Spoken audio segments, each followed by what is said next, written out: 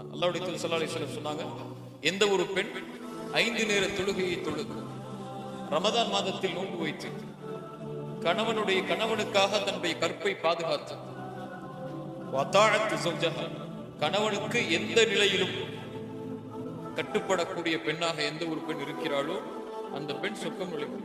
சொர்க்கத்துடைய எந்த வாசலின் வழியாக அந்த பெண் நுழைய ஆசைப்படுகிறாளோ அந்த வாசலின் வழியாக நுழைவதற்கு அல்லாஹ் அனுமதி அளிக்கும். இந்த குணமுள்ள பெண்ணை யார் ஒருவன் தேர்ந்தெடுத்து திருமணம் முடிப்பானோ அவனுடைய வாழ்வு நிம்மதியோடு முடியும். அழகு அன்னைக்கு இருக்கும், அந்த வருஷம் இருக்கும், ஒரு 10 வருஷம் கழிச்சு அதே அழகு இருக்காது. குடும்ப கௌரவம் இன்னைக்கு வேணாலும் கீழே போகும், மேல வரும். சரியா? அதுக்கப்புறம் என்ன? செல்வம் நேத்து பணக்காரன் இன்னைக்கு ஏழை. உலகத்தில் நடக்கக்கூடிய விஷயங்களை பார்க்கிறோம். எதுவுமே நிரந்தரமா இருக்காது அந்த பெண்ணிடத்தில். ஒரு விருப்பத்தோட இந்த மூணுல எதை